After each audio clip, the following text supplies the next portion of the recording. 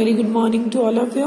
Today I Sujata here for the 9th standard subject English 1. We are going to start our next chapter, chapter number 11. As we have done in the chapter number 10, transformation of sentences 1, in which we have done different parts of speech which we need to change.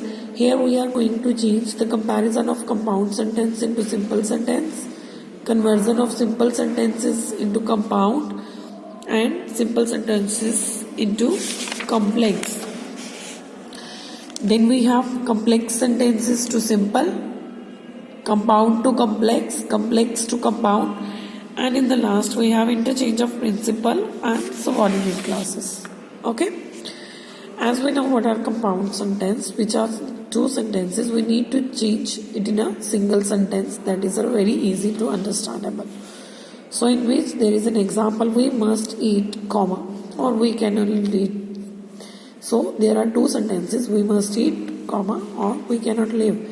So if we are going to change in a simple sentence, we must eat to live, that is an answer. Then we have conversion of simple sentences to compound sentence.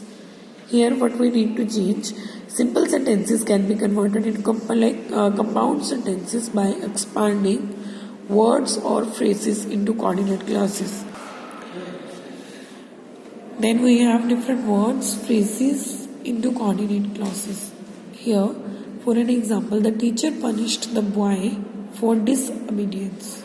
Okay, that is in a simple sentence. That teacher punished the boy. Why? Because for disobedience. If we are going to include in compound sentences in which we have two sentences, we have to join each other. The boy was disobedient, comma, so the teacher punished him. Next example is, he must confess his fault to escape. What we use here? To escape punishment. That is in a simple sentence. He must confess his fault or he will be punished. Now in the third we have conversion of simple sentences to complex sentences. Simple sentences, for an example, we have, his silence proves guilt. His silence proves his guilt. Now, the fact that he is silent proves his guilt. Okay? That we use into the complex sentences in which we have to make one sentence totally dependent on the another one. Wait here till my arrival.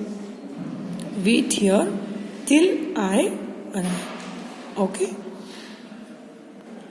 So students, then we have complex sentences into simple sentences. As we can see that complex sentences are totally dependent on another one.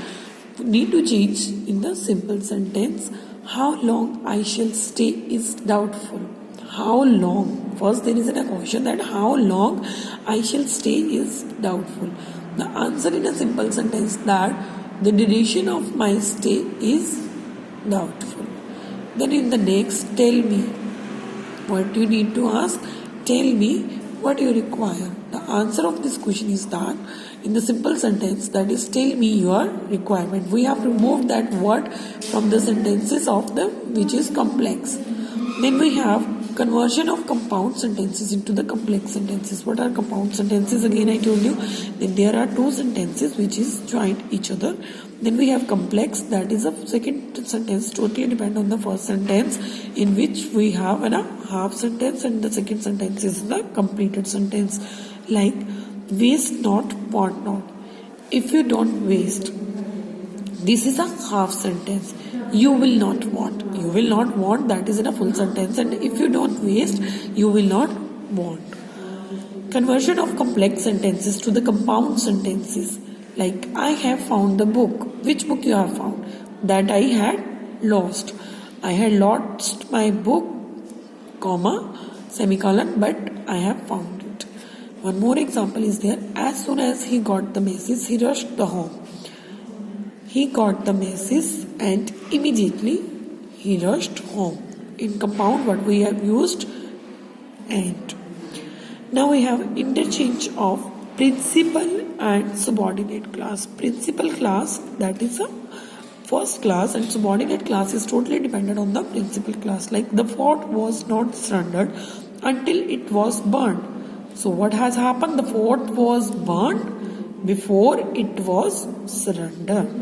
Unless you return money, my money, I will drag you to the court. So unless till the time you are not going to return his money, he is going to drag you in the court. Return my money so that you will not be dragged in the court. So student, this is the exercise which you need to solve, and you have to solve the question number 4 of this chapter. This is all about the chapter number 11. Thank you. Have a good day.